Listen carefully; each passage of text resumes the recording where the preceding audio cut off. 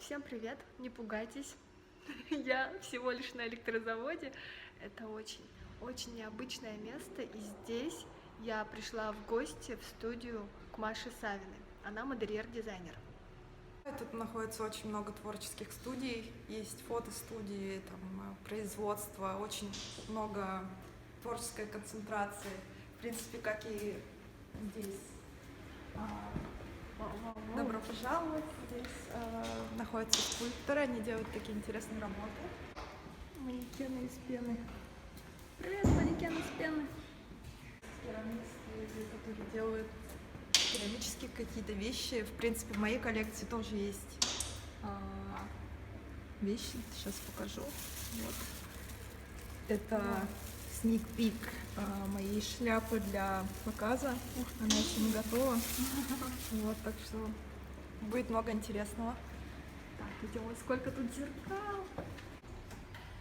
Здесь работаю я в этом углу. Ребята фотографы. Вау, а этого бармена я знаю. И также у нас есть несколько этажей тоже с ребятами, они делают motion дизайн. В принципе, это вся атмосфера, она очень вдохновляющая, мы друг другу помогаем, вдохновляем и как-то работаем потихоньку. Я каждый день меняю цвет помады и как-то чувствую себя спокойнее, потому что когда я иду с обычным макияжем, люди на меня смотрят, и я это замечаю. То есть я думаю, вот они на меня смотрят из-за того, что я азиатка, там еще что-то. Там, наверное, что-то не так с моим лицом, там сразу начинаю дергиваться. А когда я еду, и на меня смотрят, когда у меня такая помада, я уже думаю, ну как бы причина ясна, там мне как-то спокойнее на душе. Раньше я как-то очень ярко одевалась. У меня вообще ни одной черной вещи, ни одной черной обуви не было. То есть мне обязательно нужно было, чтобы это было что-то цветное, что-то яркое. В первом университете я там была даже каким-то немножко фриком, не знаю.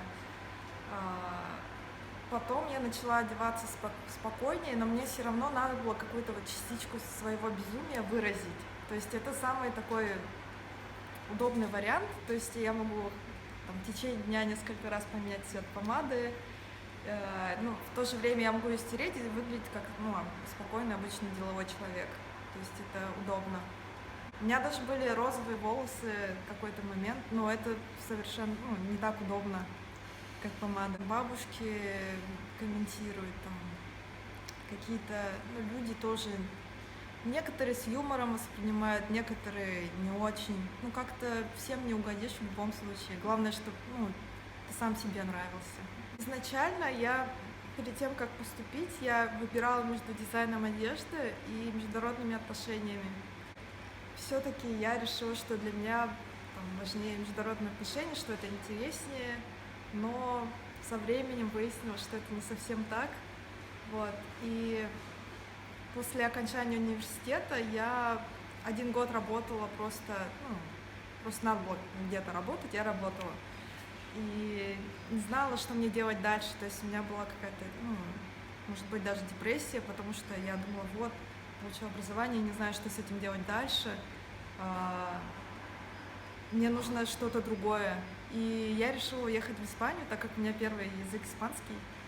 Вот. И я поступила на пиар, на магистратуру в Барселоне. Я отучилась там 1 год.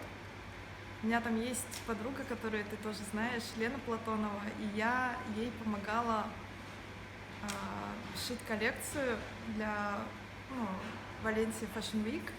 То есть, я там что-то по мелочи, конечно же, делала, какие-то вот простые операции, но мне все равно это было очень интересно, и она меня так вдохновила. Я подумала, что, я тоже могу это сделать, это классно, и я решила поступить в британку на дизайн одежды, и, в принципе, вот с тех пор я этим очень плотно занимаюсь.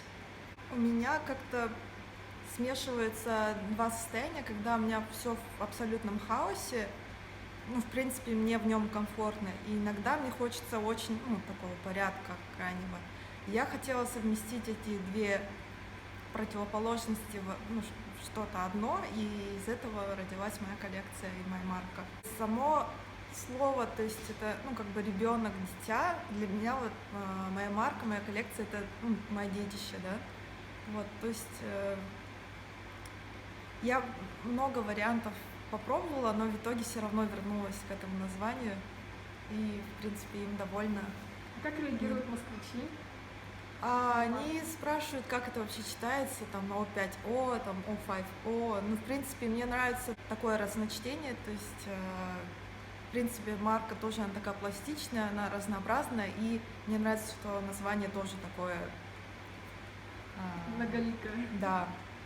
Это конский волос, который мне мама специально отправила из Якутска. Вот. И я даже не знала, что конский волос такой жирный, я его мыла в Фейри. То есть обычные шампуни вперед, они такие жирные. Вот, ну, такой вот опыт якутского человека. Вот, но я довольна результатом. Вот, я рада, что я как-то вплела элементы якутской культуры в свою коллекцию. Вот. И, в принципе, вот тут проявляется какая-то двойственность. То, что здесь, допустим, 2 рукава. Вот, и здесь бархат, в принципе, и тут такой вот момент, что на самом деле лицо ткани находится внутри, то есть то, что снаружи, это изнанка. Вещь, которую я хотела бы как-то более детально рассмотреть, это такая блуза, она тоже из бархата, вот, и у нее на спинке находятся вот такие вот керамические жвачки. Эти жвачки я жевала сама, но не эти лично, а в принципе просто жвачки я жевала и делала из них слепки. Потом все это вылепливала в керамике, покрывала глазурью, и в принципе можно сказать, что есть частичка меня в этой коллекции. Вот. Классно. Но мне нравится такая эстетика того, что это вроде бы красиво, но в то же время это отталкивает. Мне кажется, это, как это сказать, для меня это важно. Маша, ты сама примеряешь свою одежду? У меня похожие параметры с моделью. На самом деле я даже работала моделью, лет 7-6 назад. На Московской неделе моды работала, кэтлог. Вот. Но немножко низковато для такой подиумной модели, но, в принципе, у меня есть опыт, и я могу, как-то на себя примерить и посмотреть, нормально это будет выглядеть или нет. I'm very super famous.